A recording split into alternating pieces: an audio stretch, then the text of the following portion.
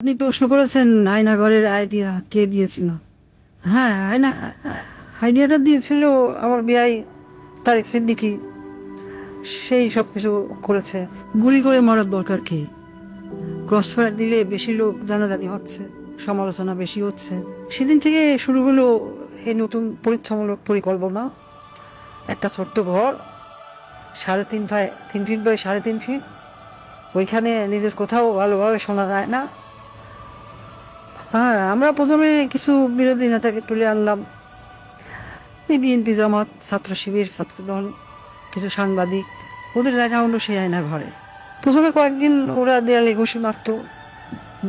আমাকে ভিডিও কলে দেখানো হলো, ভিডিওতে আমাকে দেখানো হলো ওরা দেয়ালে ঘুষি মারত, দরলা ঠেলে বেরোনোর চেষ্টা করছে। তারপর কিছুদিন দেখি শুধু উপরের দিকে তাকিয়ে থাকে। তারপর এক সময় ক্লান্ত হয়ে শুধু উপরের দিকে তাকিয়ে থাকতো। প্রথম কিছুদিন কেউ বুঝতে পারতো না কতটা সময় গেছে, কয়দিন তাদের আটকটা হয়েছে।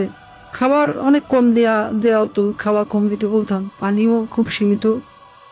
কেউ কেউ নিজের আয়নায় নিজের প্রতিবিম্বকে দেখে শত্রু মনে করত, নিজেকেই আক্রমণ করা শুরু করলো। নিজের দেয়ালে নিজের হাত দিয়ে কষি মারলো, হাত রক্তাক্ত করলো।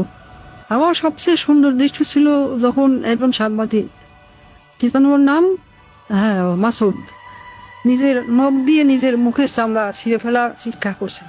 আমার পছন্দ হলো। সারা দেশে আরো বেশ কিছু এরকম আয়নাঘর বানালাম। যুদ্ধপরাধী রাজাকার ছেলে মেয়েদের সেখানে বন্দি করতে বললাম। মাঝে মাঝে দুই একজনকে ছেড়েও দিতাম। ফিরে এসে কেউ কিছুই বলতো না, ওইভাবে বলে দিয়েছিলাম যেন কেউ মুখ না খোলে। ব্যাস, সাপও মরলো না, লাঠিও ভাঙলো না। মানুষ ভাবলো যান বাঁচাতে স্বেচ্ছায় আত্মগোপন করেছিল, কিন্তু আমার আসল শক্তি ছিল প্রচারণায়। আমার দলের নেতাকর্মীরা, তারাও এই ব্যাপারটা বিশ্বাস করতে পারে।